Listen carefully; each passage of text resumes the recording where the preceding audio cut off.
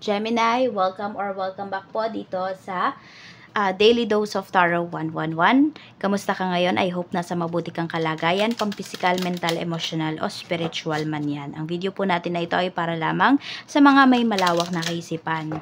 Kaya po, tandaan na hindi po lahat sa inyo ay makaka-relate or makaka-resonate. Try nyo na lang pong panoorin yung inyong other signs, Sun, Moon, Rising, and Venus. Huwag po kayo masyadong mag-focus sa sun sign ninyo. Kasi kadalasan ng sun sign natin, if I'm not mistaken, hindi kung ano ba yung natatandaan ko, no? Ito yung tingin sa atin nung ibang tao, or paano ba natin napoproject ata yung ating sarili. Yan. Paano tayo nakikita ng ibang tao, ganyan yung sun sign natin. Kung gusto niyo po talaga, pwede niyo tingnan yung inyong moon sign. Doon. Lalo na kung usapang puso ang gusto ninyong malaman. So, kung bago lamang po kayo dito sa aking channel, please subscribe and hit the bell button para lagi po kayong updated. Kung nais mo naman magka-private reading, mag-avail ng ating QR's bracelet, ng ating Evil Eye Amulet Necklace. Ayun po, makikita nyo yung link sa description box or you can type directly sa Facebook, Tarot Intentions by Aliana Reyes. Kung hindi mo naman po i-skip ang ating ads, maraming salamat po sa inyong suporta. More blessings to come. At mag-iwan na rin po kayo ng bakas dyan sa ating comment section para naman makita ko sino ba yung mga Gemini na active dito sa aking channel. So we have deep sea diving, way of the mystic, learn through experiencing depths. Ayan. So malalim. So pwedeng malalim kang mag-isip. Marami sa inyo malalim kayong tao. Pwedeng hindi kayo basta-basta nababasa ng mga tao sa paligid po ninyo. And nakikita ko rin dito, Gemini, marunong kayong magtago ng sikreto. And ito, pwedeng iba sa inyo. Ano kayo, nagda-dive kayo. Diver yung iba sa inyo. Okay. So, tignan natin. Looks like some of you, meron kayong past life na kayo ay malapit sa dagat. Isa yan sa mga ninyo. Isa sa mga past life po ninyo na pwedeng nakatira kayo sa malapit sa dagat, malapit sa dalampasigan, yung tipong ganon, or basta malapit kayo sa dagat, sa tubig, bodies of water. Check pa po natin ano pa yung mensahe for you. We have Door of Courage. Okay, so meron po, pwedeng may phobia kayo sa sa tubig. So pwedeng this week, okay, pwedeng nyo yan, ma-conquer po ninyo yung inyong takot na yan. Sabi, Door of Courage, bravery, valor, confidence, resilience, heroism, and grit. Ayan. So ayan po yung paparating para sa inyo, magiging matapang kayo rito. Hindi ko alam kung may sasagipin kayo. Marunong ba kayong lumangoy? Yung iba naman sa inyo, kung hindi kayo marunong lumangoy, maaaring matuto kayong lumangoy. Ayan, so mag-iingat na lang po kayo. Ayaw naman natin na malunod ka bago ka matutong lumangoy. Or malapit ka ng malunod, tsaka ka matututong lumangoy. Pero may iba talagang ganun, di ba? Yung akala ng iba, hindi ka, or akala mo di ka sanay lumangoy, tapos pag nalagay ka sa ganong sitwasyon, ayan, matututo ka. Tingnan natin, sabi nga di ba, life, I learn through experiencing. So, may matututunan ka dito. Okay? Medyo may mabigat na challenge sa'yo. Ngayong ngayong week, pero may matututunan ka naman po doon. So, tignan na natin ang love life. Punta po tayo sa iyong love life, Gemini.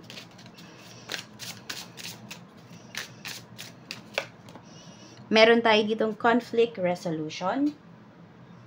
Sabi dito, compromising, making amends, positive outcome. So, kung ano man itong pag-uusap po ninyo ng person mo, ayan, maayos po siya. Or kung sino man yung nakaaway mo sa family members mo, may pag-uusap. Love at first sight will happen to you, a beautiful encounter. Ayan. So, pwedeng may tampuhan ba, tas biglang makita mo lang yung person mo, okay na kayo. Yung tipong ganun po. So, parang wala na masyadong usap-usap. Okay? Magngitian lang kayo, magtitigan lang kayo, magtama lang yung mata ninyo ng person mo, wala na, tapos na yung problema ninyo. So, for some of you po, ayan, meron ditong maayos na problema na hindi po kailangan ng lots of efforts. Pero meron din naman dito, kailangan talagang gumawa ng, ng concrete plan towards relationship. Check pa natin sa kaperahan naman. Kaperahan sa career at saka sa business. Tignan po natin. Ano naman yung mensahe? Money manager. Sabi dito. This card may indicate a giant leap forward in your career or finances.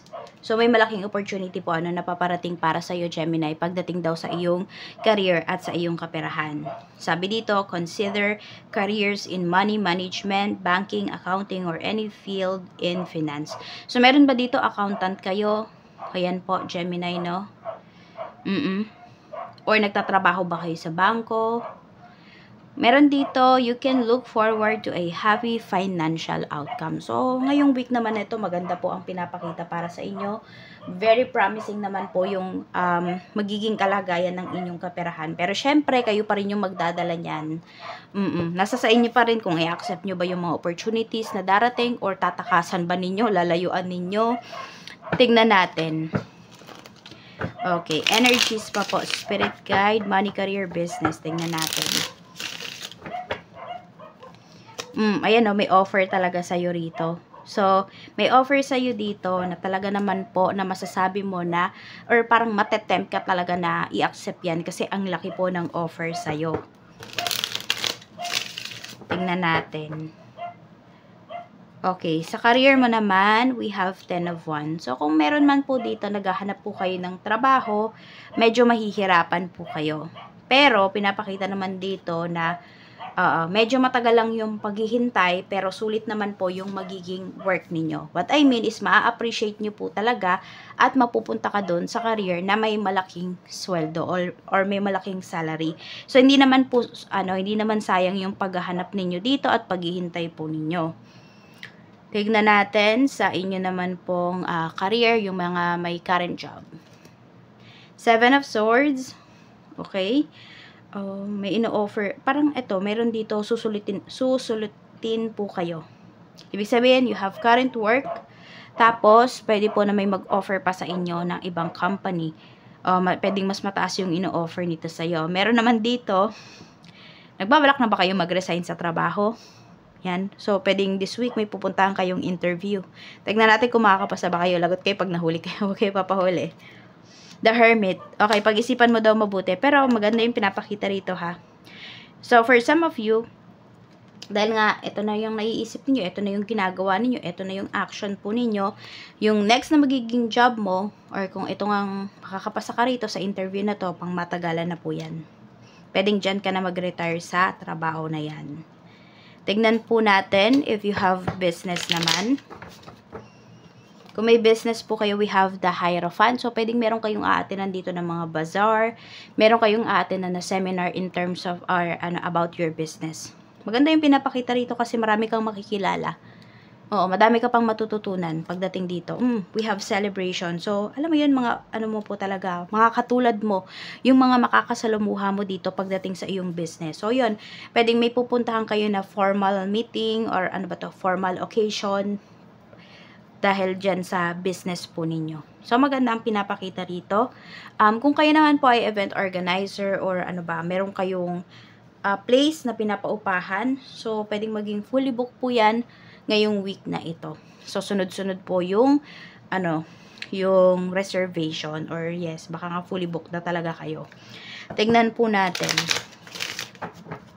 Sa health naman, kamusta ang health mo?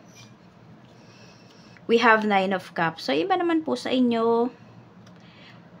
Okay naman yung health ninyo, nababantayan nyo naman po. Pero sinasabi, wag po kayong pakampante.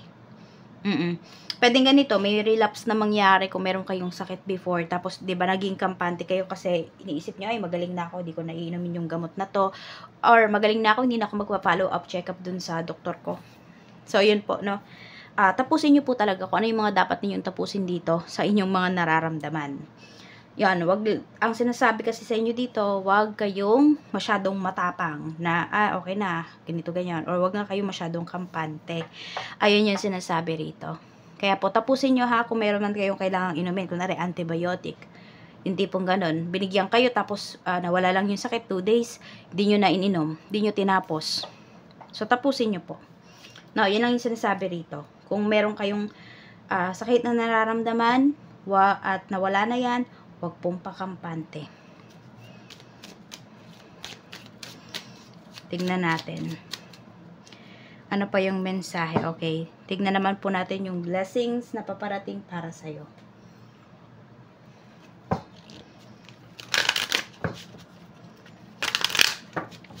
Blessings na paparating, Spirit Guide. We have flying. So, may paalis ba dito? Kung kayo po ay, ayan, inaayos nyo na yung inyong mga papers, naghihintay na lang kayo rito ng flight, mangyayari po yan. Huwag po kayo mawawalan ng pag-asa. Meron dito 3 months na yata kayo naghihintay. Wala pa rin kayong schedule ng flight ninyo.